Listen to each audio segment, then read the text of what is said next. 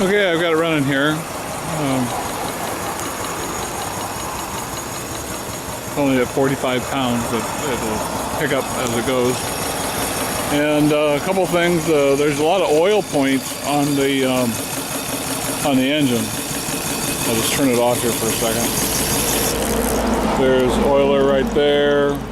Just multi-weight oil there. Grease fittings here. Like I said, that's an emergency kind of. If you think it needs oil real quickly, just squirt some oil in there, take out the plug and put some oil in. And the valve here to turn it on. Oh, the other thing is the blowdown valves are right here. And I opened those just a crack, just to let some of the water out when you first start it up.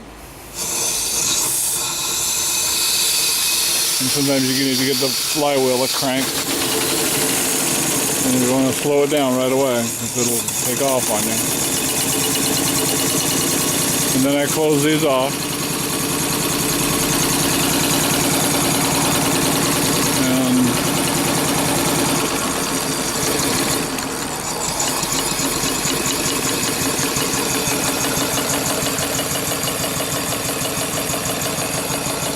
that's about it.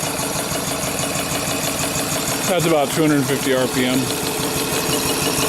It's a good operating speed. If you go much faster, it just gets kind of crazy.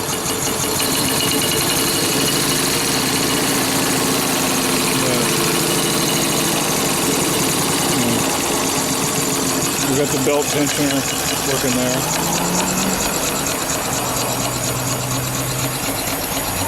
And the exhaust goes up the stack. That increases your draft. And if you look at the boiler pressure, it's actually going up. I've got coal in there. As long as you're running coal, it'll really keep this pressure up, even though you're running the engine. And this oiler here is cracked open about a half a turn. That's about all you need, but you do need to, put oil in it every once in a while. Otherwise, you can start hearing the engine get a little tight.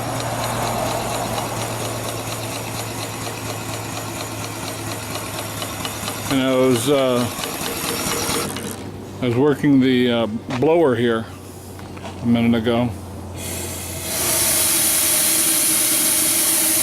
see the shadow over here? It really moves a lot of steam through that and through the fire too.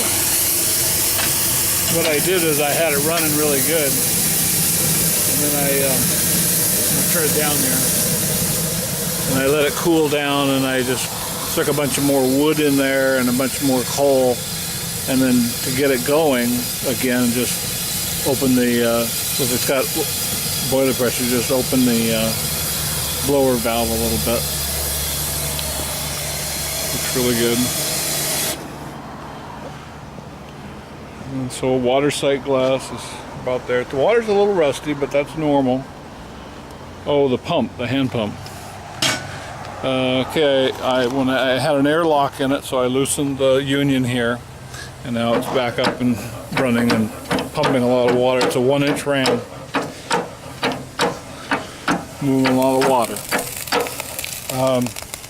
You got to make sure that doesn't freeze in the winter if it's outside or in a cold area. And that's about it.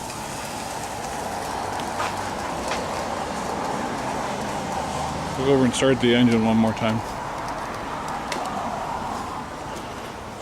That's your valve right here.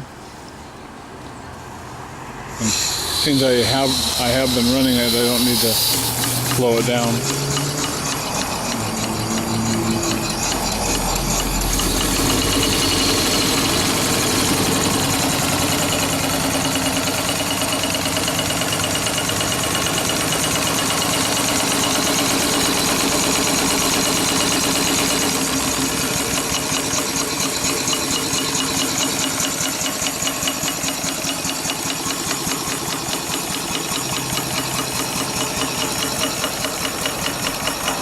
I think there's enough space here to put a pulley on there to run an alternator.